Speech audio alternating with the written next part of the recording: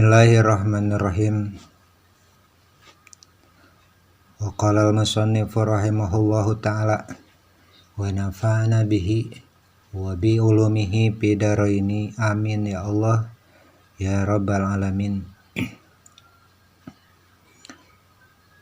Al-faslu tsani fi huquqi zauji al-wajibati ala zaujati. Al-faslu tsani pasal kedua mertelakeun fi huquqil zauji dina pirang-pirang hakna caroge al-wajibati anu wajib ala zaujati kabojona. Qala parantos ngadawuh saha Allah Ta'ala fi suratin Nisa dina surah Nisa, ar-rijalu ari lalaki, ari pirang-pirang lalaki eta qawwamuna pamimpin ieu lalaki ala nisa'i ka pirang-pirang istrina. Ay musallituna tegasna mah anu ngalindih anu mimpin ieu rijal ala ta'dibihina kana ngajarkeun ieu caroge, ngajarkeun tata krama kanu janten bojona. Bima kana perkara faddalallahu anu tos unggulkeun Allah bihi kanu eta perkara, kanu eta agama, kana eta adab. Ba'dahum kana sapalihna pameget ay rijali tegasna mah ka pirang-pirang salaki, ala ba'din kasapalihna pirang-pirang istri. Ay nisa'i tegasna mah ka pirang-pirang istri. Wa bima sareng kalawan perkara anfaqu anu parantos nganafkahan ieu caroge ieu pameget ay alaihina tegasna mah ka pirang-pirang istrina min amwalihim tina pirang-pirang hartana ieu rijal pinika hihina dina nganikahna ieu rijal kanu janten istri.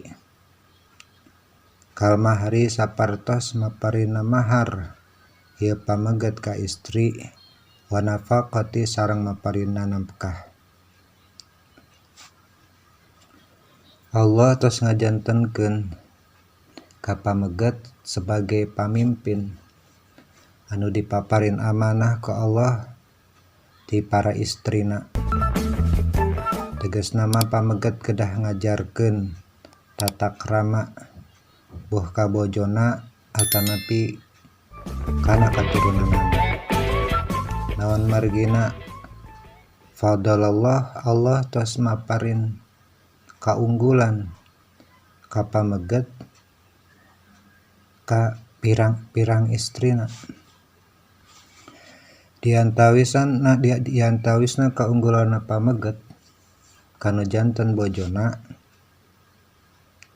anfaqu pameget dipaparin kawajiban nganafkahan kanu jadi bojona tina pirang-pirang harta anu dipimilik ku eta pameget kumargi ayana pernikahan. Sapertos pameget kedah mapalin nafkah, pameget kedah bayar mahar kanu janten bojona. Qala al-mufassiruna qala parantos ngadawuh al-mufassiruna para ahli tafsir Al-Qur'an tabdilur rijal ari ngaleuhina pameget alaihina ka pirang-pirang istrina eta min wujuhi kasiratin dina arah-arah nu seueur. Bisa dilihat dina berbagai sisi maksana mah haqiqiyatin boh sisi hakikiyah, sisi hakikatna, wa syar'iyatin sareng dina perkara atau sisi agama. Paminal awali maka tina sapalihna anu awal dari sisi hakikatna anna uqulahum arisanyana pirang-pirang akalna pameget au ulumahum atanapi pirang-pirang ilmuna pameget aksaru eta langkung seueur. Jadi pameget dipaparin akal nu langkung luas ku Allah sareng dipaparin kaunggulan ilmu anu langkung seueur tinimbang istri.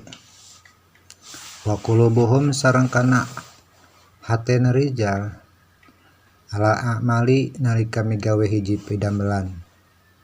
Pameget mah kaunggulan nu sanesna selain ti akal ilmu nyaeta hate.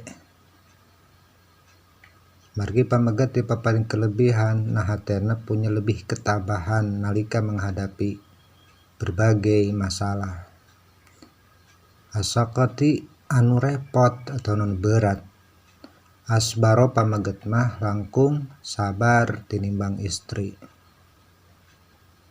Wa kadzalika nya kitu deui unggulna pameget di istri al-quwah. Al-quwatu ari kakuatan.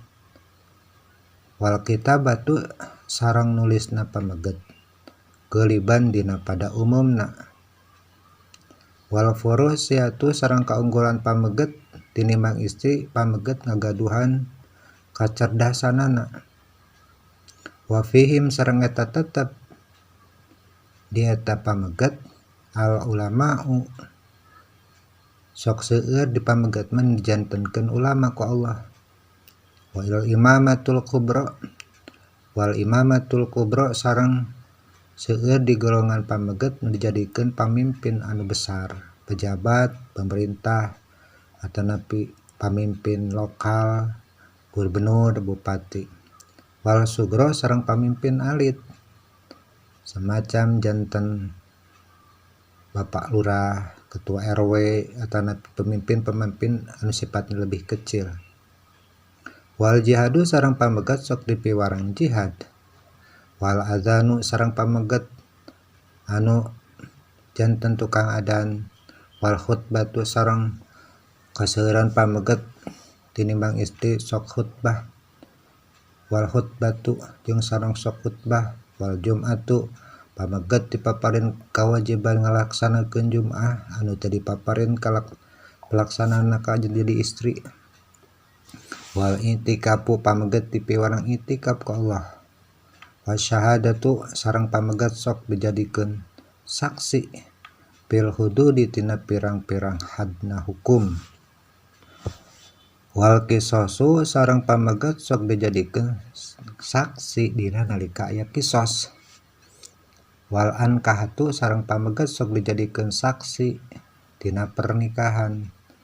Wa nahuha sareng saumpamina ieu nu kabeh eta sapalihna dina kaunggulan pameget dipaparin akal nu langkung seueur, dipaparin ilmu nu langkung seueur, dipaparin hate anu lebih luas. Pameget ge sok dipaparin padamelan anu teu tiasa dipidamel ku istri. Diantawisna pameget seueur menjadikeun ulama ku Allah. Rata-rata ulama aya di golongan pameget. Sok dijadikeun pemimpin boh lokal atanapi skalana langkung ti ageung. Pameget anu dipiwarang jihad, piwarang adan sareng sajabin. Ieu nu ngaunggulkeun pameget ti istri. Maka karena pameget gaduh kaunggulan sapertos tadi disebatan, maka pameget anu memegang tampuk kekuasaan di keluarga. Salieun ti eta aya oge kaunggulan lain pameget tinimbang istri. Wa ziyadatul mirasi pameget sok kenging warisan anu langkung seueur aya tambihna tinimbang istri. Wa ta'sibi sareng anu sok dijantenkeun asobah tina warisan. Wa tahmilu diyati sareng nanggung diat. Wa wilayatun nikah sok dijadikeun wali nikah. Wa talaku sareng pameget dipaparin kakuasaan ku Allah ngaluarkeun talak. Wa raj'atu sareng rujuk. Wa adadul azwaji sareng pameget kumargi kaunggulana dipaparin ku Allah tiasa ngagaduhan istri anu seueur. Wa ilaihim sareng eta tetep ti pameget al intisabu ari narima nasab. Jadi na Islam nasab eta teh sok diitung ka pihak lalaki, ka pihak pameget, ka pihak bapa. Eta diantawisna salah sahiji kaunggulan pameget sehingga anjeunna dipaparin kelebihan ku Allah pikeun ngalakukeun perkara-perkara nu sanesna. Wa minasani sareng kaduana kaunggulan pameget tinimbang istri nyaeta utyatul mahri. Jadi pameget anu masihan mahar dibebankeun ka pameget teu ka istri. Wa nafaqati sareng ngaparin nafkah irijal di pameget ka nu janten bojona. Wa nahwihima sareng salian mayar mahar sareng nafkah. Kada eta keterangan teh tor disebutkeun Zawajiri tina kitab Jawajir Ibnu Hajar karangan Ibnu Hajar. Fasolihatu ari anu disebut istri soleh. Qanitatun eta istri anu turut.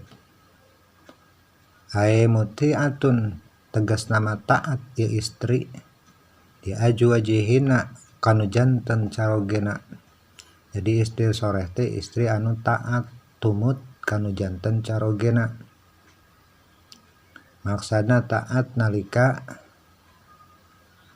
pameget miwarang ka istrina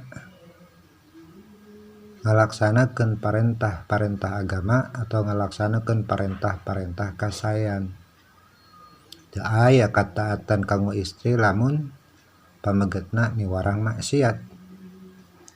Hafidotun ciri istri nu soleh salian taat nyaeta anu ngaraksa, pintar ngajaga dil ghaibi nalika carogena teu aya. Jadi pintar ngaraksa dirina ciri istri soleh teh.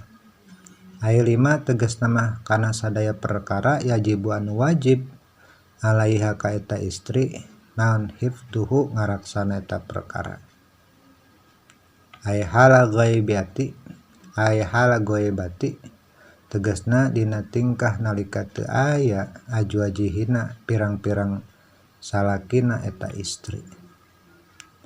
Minnal furuji ngajaga farjina wa amwali jauji maksad noge ngajaga harta carogena wa sirrihi sareng ngaraksa rahasia carogena wa amtiati baitihi sareng banda atau harta nu aya di bumina eta caroge.